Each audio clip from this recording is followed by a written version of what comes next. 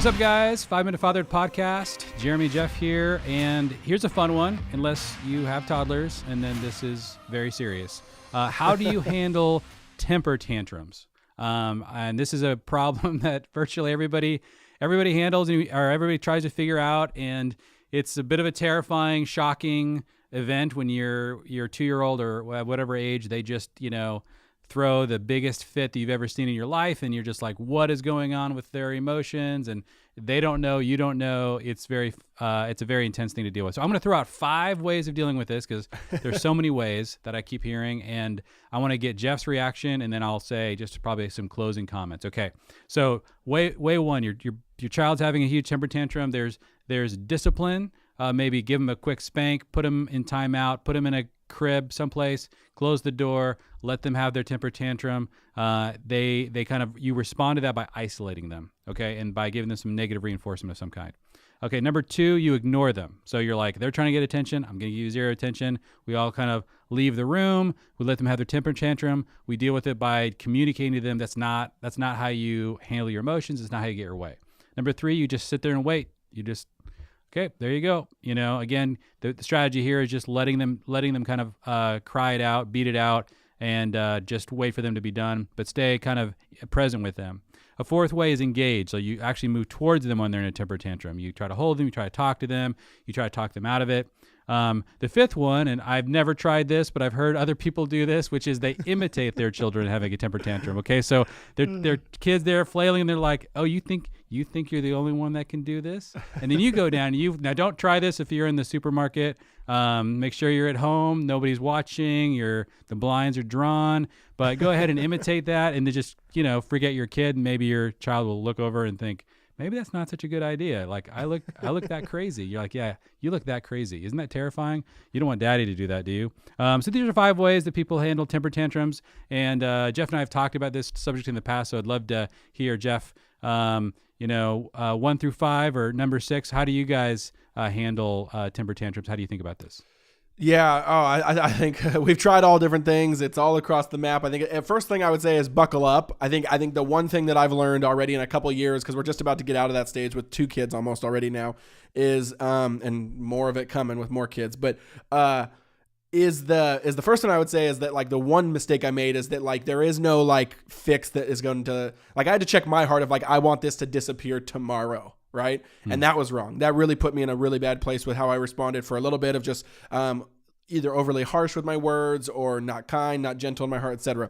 Second one, so I learned that. And then, but at the same time, that doesn't mean that I'm just like, that they get away with things. But I think I just had to really say, like, okay, this is certainly an emotional growth process. It'll probably be, at least it looked like to us, about 6 months to a year.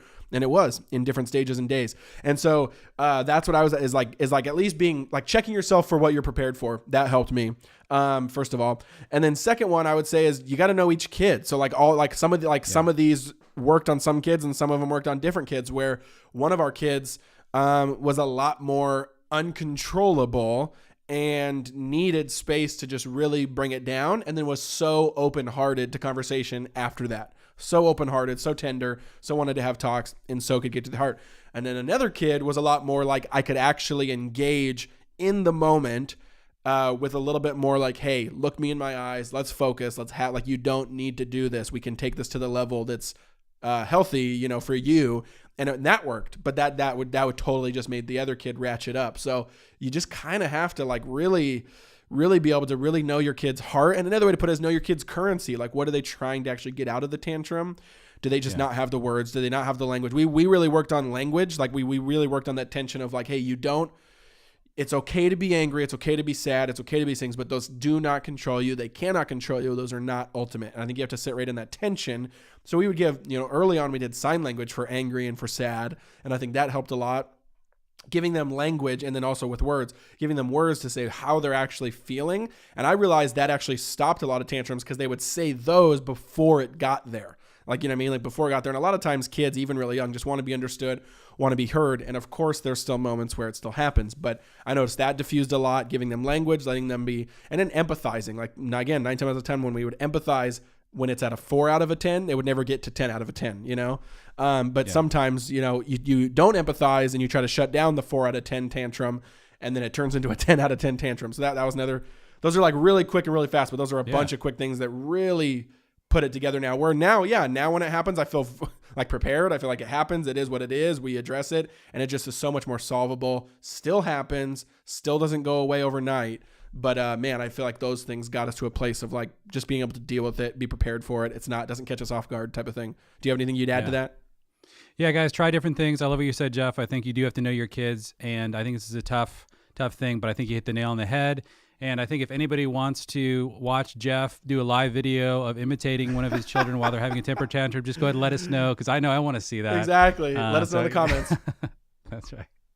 What's up, guys? Thanks for watching another daily episode of 5 Minute Fatherhood. Couple quick announcements. Did you know we have a free Facebook group for dads out there who watch these videos, where we talk about these videos and the content? We do lives, we do Q&As, we encourage one another. Link down in the description. We'd love if you request to join and be a part of the community. It's awesome, it's free, and we can't wait to meet you. Also, me and Jeremy like to say a lot of fathers out there have never been taught how to be one, so we created a masterclass called Skill of Fatherhood Masterclass, where we teach exactly that. Different modules unpacking all the different skills necessary to be a father who builds a multi-generational family team on mission.